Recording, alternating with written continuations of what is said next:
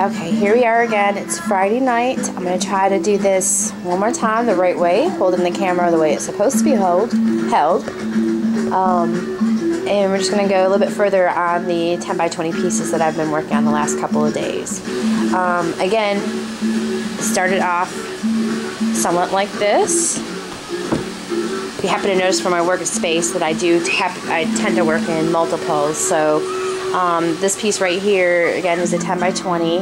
The base coat is molding paste, and then you let that dry for at least, I usually let it dry for overnight. You can see how the molding paste will add ridges to your pieces to give a little bit of extra texture. After it's dried, you sand it down, and then you can add embellishments. You can add paper, collage, whatever you want to do. And then I tend to coat it with another coat of gesso. For those of you who don't know, gesso is, I have this in this big, huge container. It's almost like a plaster of sorts. It's white paint, has a little bit of chalk in it, and plaster. It gives to acrylic paintings, and so it's a nice base, whitens up your canvas, and allows you to distress your pieces that you add to it. As you see here, there's a collage element that has gesso over it. The next step, basically just start layering on your paint. I have this tendency, I keep wanting to tilt this camera so you can see the whole shebang here. I'm not going to do it.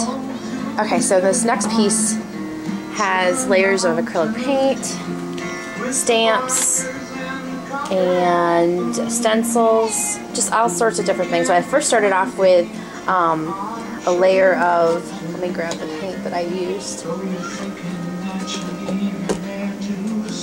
One of my new favorite paints is this Matisse paint, Matisse Flow, and I use it in transparent umber to get the brown colors right over here.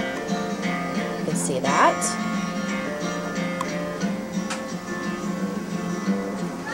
And then basically you just add some more colors. I used another one of my favorite paints is Golden Paints and Nickel Azo Yellow. Gives it a nice distressed look. They'll age it. And then the blue is Golden's Cobalt Teal, or turquoise rather. Another one of my favorite paints. And then basically you just start layering on washes. Tonight I'm adding a nice mixture of Titan Buff. I have some heavy body Titan Buff mixed with Acrylics Golden Glaze and Satin. I use satin and gloss interchangeably, depending on what type of look I'm trying to achieve. You just basically mix it together and then start layering on washes of that in random places. Where's my towel here? You want to wipe some of it off if it's not exactly what you want. You just kind of wipe it off and you start building your layers. The nice thing about the gloss, one of the things that the glaze does is it allows you to still see the colors underneath it. So even though I've painted on several layers now, you can still basically see the colors that it started with. And so we'll see how far I get tonight. My goal is to actually have at least 2 of these done this evening and start on at least the other 4 I have going. I have a huge project before me.